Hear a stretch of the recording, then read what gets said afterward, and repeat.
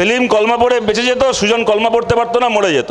কিন্তু যদি মোহাম্মদ সেলিম আর শুভেন্দু অধিকারী একসঙ্গে কাশ্মীরে যেত আর জঙ্গিরা এসে বলতো কলমা পড়ো, মোহাম্মদ সেলিম কত ভালো কলমা পড়তে পারেন জানি না, কিন্তু শুভেন্দু অধিকারী আজ থেকে 3 বছর আগে পর্যন্ত আপনারা জানেন ওই টিপু সুলতান মসজিদের ইমামের সঙ্গে বসে গিয়ে কলমা পড়ে 3 বাটি গরুর মাংসকে ছবি পোস্ট করতো, শুভেন্দু অধিকারী দিব্যি কলমা পড়ে বাড়ি ফেরত চলে আসতো।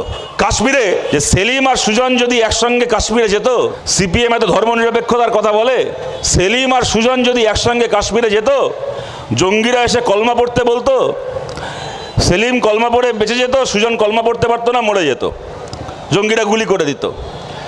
কিন্তু বিজেপির বন্ধুদেরকে বলছি, আপনাদের জন্য একটা সুখবর আছে।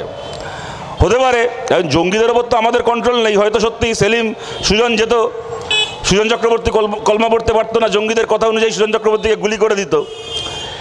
কিন্তু যদি মোহাম্মদ সেলিম আর শুভেন্দু অধিকারী একসঙ্গে কাশ্মীরে যেত আর জঙ্গিরা এসে বলতো কলমা পড়ো, মোহাম্মদ সেলিম কত ভালো কলমা পড়তে পারেন জানি না, কিন্তু শুভেন্দু অধিকারী আজ থেকে 3 বছর আগে পর্যন্ত আপনারা জানেন ওই টিপু সুলতান মসজিদের ইমামের সঙ্গে বসে গিয়ে কলমা পড়ে 3 বাটি গরুর মাংসকে ছবি পোস্ট করতো, শুভেন্দু অধিকারী দিব্যি কলমা পড়ে বাড়ি ফেরত চলে আসতো।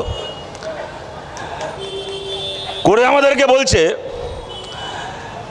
ওরা ধর্ম জিজ্ঞেস করে করে খুন করেছে 26 জন পর্যটককে, তারপরে আমরা কেন ধর্মনিরপেক্ষতার কথা বলবো?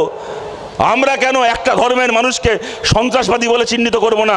মুসলমানকে কেন আমরা সন্ত্রাসবাদী বলে চিহ্নিত করব না, যেখানে মুসলিম জঙ্গি এসে ধর্ম জিজ্ঞেস করে করে 26 জন হিন্দুকে খুন করেছে? আমরা বলছি, আরে নরেন্দ্র মোদী, পাকিস্তানের পাঠানো মুসলিম জঙ্গিরা এসে ধর্ম জিজ্ঞেস করে 26 জন হিন্দুকে খুন করেছে, আর আপনি নরেন্দ্র মোদী যখন গুজরাটের মুখ্যমন্ত্রী ছিলেন ধর্ম জিজ্ঞেস করে 790 জন মুসলমান মানুষকে খুন করেছেন, নিরপরাধ মুসলমানকে খুন করেছেন। কিন্তু মোদি খুনি বলে, মোদি দাঙ্গাবাজ বলে পৃথিবীর সব হিন্দু খুনি, সব হিন্দু দাঙ্গাবাজ হয়ে যায় না। সাধারণ হিন্দু মানুষ, সাধারণ খেটে খাওয়া হিন্দু মানুষ, মোদির পাপের দায় তাদের নয়।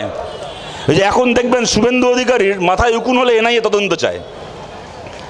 আপনারা জানেন এই কাশ্মীরের ঘটনা যখন ঘটছে তখনই আমাদের দেশের সেই এনআইএ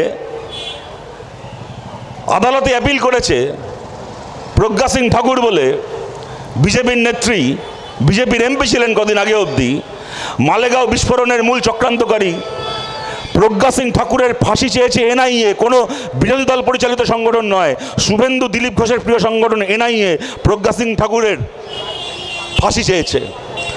প্রজ্ঞা সিং ঠাকুর মালেগাঁও বিস্ফোরণ করেছে বলে একজন সাধারণ হিন্দু মানুষ সন্ত্রাসবাদী হয়ে যায় না, তেমন 4 জন জঙ্গি এসে ধর্ম জিজ্ঞেস করে খুন করেছে বলে কোনো সাধারণ মুসলমান মানুষ সন্ত্রাসবাদী হয়ে যায় না।